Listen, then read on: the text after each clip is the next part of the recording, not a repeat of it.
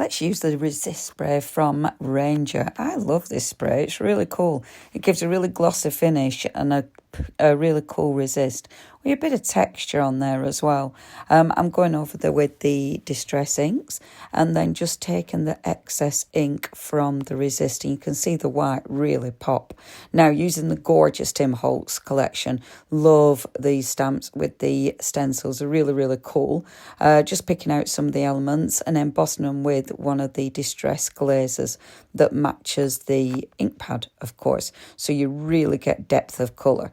Going round to add a little bit of shading around the edges, and then getting carried away with the stamping, putting the little borders on in the same ink so everything's toned, and then going to go on with the orange, which I've used in the background as well.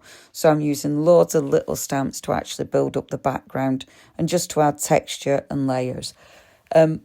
Obviously the Distress ink isn't going to sit on the resist, so even the stamp bit, some of that will come off as well. So again, it gives you a really interesting background effects. So just layering all those on. The stamps are part of the Stampers Anonymous. The Tim Holtz's favourites, along with matching stencils, which are a brilliant series. Look at that. Love it.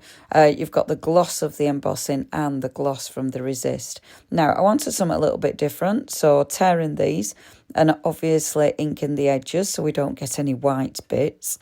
I've inked the edges, but I've also used my scissors to fray them up, so it gives it a really nice textured, distressed,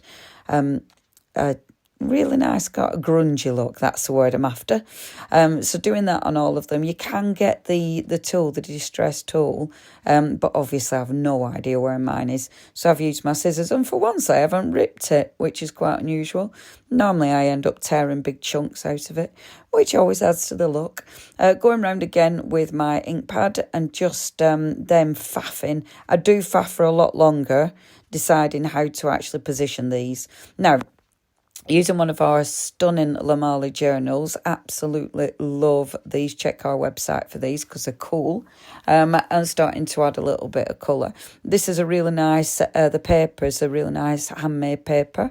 And you can see it's a really delicate page, but you can still build it up by adding beautiful layers on it. It looks fab. And the Distress inks, it takes those beautifully. So doing a bit of stenciling, doing a bit of stamping. So I'm creating that gorgeous border and then faff. And this is where I faff for ages before I decide on the actual layers.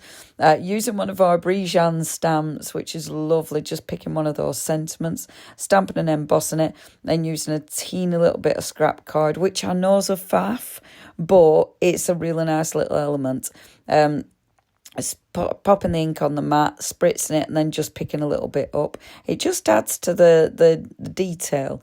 Now, gluing everything down with our grab and go indigo blue glue, sticking all those elements down and then sticking the sentiment on last. Gorgeous.